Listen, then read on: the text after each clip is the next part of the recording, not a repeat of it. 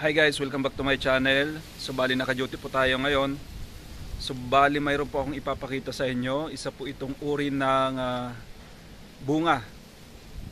So bali hindi ko po alam kung nakakain ba ito. Pero sa pagkakaalam ko po itong bunga na ito ay ginagamit po ito ng mga matatanda. Yung mga nagnganganga po. So alam po nila yan. So ang kinakain po dyan ay bali ginunguya po. Hindi po kinakain, ginunguya lang po. Sinasama sa pagnganganga. So yan, napakaganda po ng bunga niya oh. Yan oh, ang ganda ng bunga, parang ang sarap kainin. Kulay orange na po siya. So yan mga idol, ano pong pangalan sa inyo nito, sa inyong probinsya? Yan oh.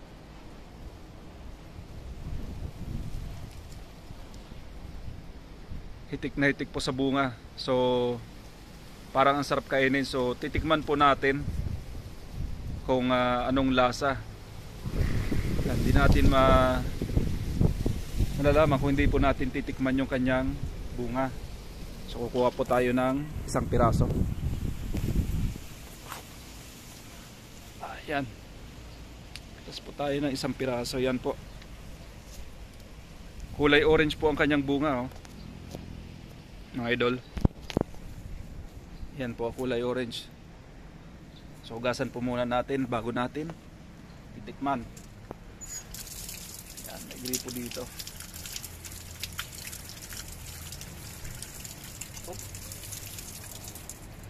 Sa sobrang kahinugan, tanggal yung kanyang balat. So titikman po natin mga idol.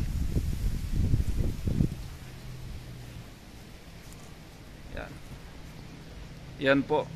Yan po ang laman niya, kulay dilaw na. So parang ang sarap kainin. Pero hindi natin sure kung nakakain ba talaga ito. Kaya titikman natin mga idol.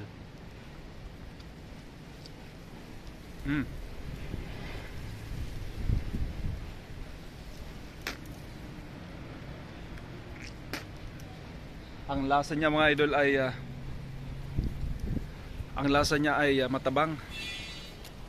Matabang po ang lasa niya.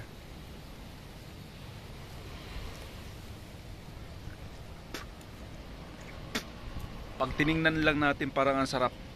So yan po ang laman nun. Yan ang laman niya. Ito yung part na matigas. Yan po yung inanganga. Yung ginagamit sa pagnganga. So advice ko lang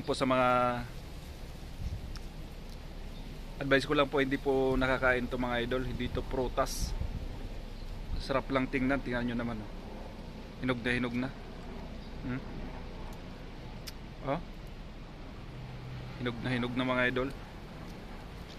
Hindi po siya nakakain. So yun lang po mga idol ang na-share ko sa inyo ngayon. Maraming salamat po. Ingat po kayo palagi.